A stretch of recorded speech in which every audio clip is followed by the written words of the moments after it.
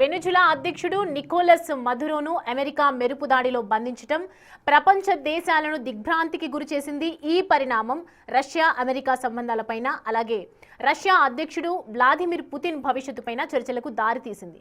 అయితే దీనిపై ఉక్రెయిన్ అధ్యక్షుడు జెలెన్స్కీ వ్యాఖ్యలు ఇప్పుడు చర్చనీయాంశంగా మారాయి. ఒక నిరంకుశ పాలకుడి పట్ల ఇలాగే వ్యవహరించాల్సి వస్తే అమెరికా తదుపరి చర్య ఏంటో స్పష్టంగా తెలుస్తోంది అంటూ పుతిన్ను ఉద్దేశించి పరోక్షంగా వ్యాఖ్యానించారు. ఈ క్రమంలో రష్యా అధ్యక్షుడిని అరెస్ట్ చేస్తారా? ఉక్రెయిన్ రష్యా యుద్ధాన్ని ఆపేందుకు ట్రంప్ మధ్యలో ఉన్న వ్యూహం ఏంటి? ఇప్పుడు ఉత్తర కొరియా అధ్యక్షుడు కిమ్ను మొదలు చేశాడని చెప్పండి. రష్యా తర్వాత సంగతి కదా. North Korea much weaker country కదా అమెరికాతో పోలిస్తే. రష్యాను ముట్టుకునేంత స్థాయిలో అమెరికా ఉందా? ట్రంప్ ఉంటాడా? సో కామన్ సెన్స్ చెప్తుంది కదా. జెలెన్స్కీ అంటాడు, నిజమే మీరు అన్నది, జెలెన్స్కీ అన్నాడు. So this is how US deals with dictators and it knows what to do అని జెలెన్స్కీ ఒక రకంగా పేరాశ అంటారే పగటికగా అంటున్నాడు. మొదలు పుటిన్ జెలెన్స్కీని అరెస్ట్ చేసి పట్టుకుపోకుండా జాగ్రత్త పడాలి. ఇప్పుడు మీకు ఒక్కసారి ట్రంప్ నికోలస్ మదురోను కిడ్నాప్ చేశాక ఇప్పుడు చర్చ అంతా ఏంటంటే తైవాన్ చైనా కలుపుకుంటే ఏం చేయగలుగుతుంది అని ట్రంప్ను అడిగారు ఈ ప్రశ్న. ట్రంప్ ఓపెన్గా చెప్పాడు కదా, అది జింపింగ్ ఇష్టం అన్నాడు. తైవాన్ తమ దేశంలో భాగమని చైనా భావిస్తుంది, అందువల్ల జింపింగ్ ఏం ఇష్టం అని చెప్పేశాడు ఓపెన్గా. మేము తైవాన్కి అండగా ఉంటామని ఎక్కడ అనలే. ఇక పుటిన్ విషయంలో ట్రంప్ని ఇదే ప్రశ్న అడిగారు, ఏంటి మరి పుటిన్ను అరెస్ట్ చేస్తారంటే that necessity does not arise అన్నాడు. ఆ అవసరం రాదు, పుటిన్ నాకు మంచి ఫ్రెండు, గ్రేట్ ఫ్రెండు, అసలు ఆ అవసరమే రాదు అన్నాడు. అవసరం రావడం కాదు, అంత సులభం కూడా కాదు. ఇప్పుడు ఏదన్నా కోవర్ట్ ఆపరేషన్ చేసి చంపేస్తే that is a different case. క్యూబాలో ఫిడెల్ కాస్ట్రోని చంపడానికి అమెరికా సిఐఏ దశాబ్దాల పాటు కుట్రలు పడింది, కానీ ఏమి చేయలేకపోయింది.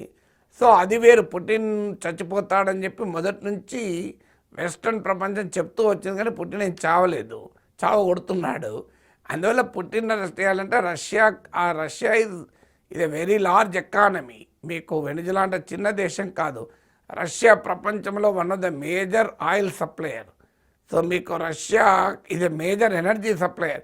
ఉక్రెయిన్ వార్ రాకముందైతే యూరోప్ ఎనర్జీ అవసరాల్లో 40% రష్యానే తీర్చేది. రష్యా ఇది బిగ్ డిఫెన్స్ పవర్ కూడా, మీకు మిలిటరీ పవర్, అన్నిటికీ మించి nuclear arm nation.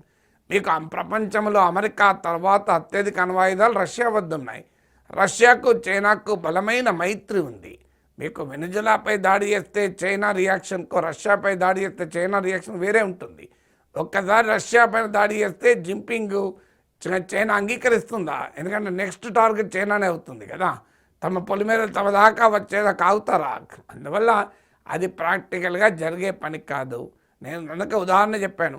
North Korea president కిమ్తో ట్రంప్పై కరచాలనం చేశాడు సింగపూర్లో. ఎందుకు మరి చేశాడు కరచాలనం? కిమ్ నార్త్ కొరియా కూడా రోగ్ స్టేటే కదా లెక్క ప్రకారం. అమెరికా థియరీ ప్రకారం అమెరికాను వ్యతిరేకించే దేశాలు రోగ్ స్టేట్స్ అంటారు. నార్త్ కొరియా కావచ్చు, ఇరాన్ కావచ్చు, ఇలాంటి దేశాలని.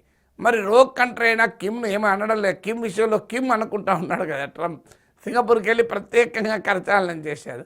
ఎందుకంటే ప్రాక్టికల్గా తెలుసు నార్త్ కొరియా ఇది న్యూక్లియర్ ఆర్మ్ కంట్రీ. అందుకే కదా ఇరాన్ అణ్వాయుధాల కొరకు అంత తాపత్రయపడింది. అందువల్ల రష్యా పాత సోవియట్ యూనియన్ కాకపోవచ్చు, ఒప్పుకుంటాను.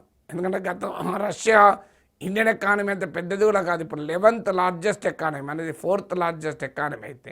బట్ రష్యా ఇది జాగ్రఫికల్గా ఇది వెరీ బిగ్ కంట్రీ, ఇది very big military and defence power. ప్రపంచంలో ఆయుధాల ఎగుమతుల్లో రష్యా ఒక పవర్ఫుల్ నేషన్. ఇలా మనము బ్రహ్మోస్ మిసైల్ ఇటీవల ఆపరేషన్ చూపెట్టాం, ఇండియా రష్యా కలిపి తయారు చేసింది. S-400 మిసైల్ డిఫెన్స్ సిస్టమ్ మన ఆపరేషన్ సింధూర్ సమయంలో ఎంత బాగా పనిచేస్తుందో. అమెరికా ఇచ్చిన F-16 యుద్ధ విమానాలు కూడా ఏమీ చేయలేకపోయింది. ఇప్పుడు రష్యా S-400 కాదు S-500 యుద్ధ విమానాలు తయారు చేసింది.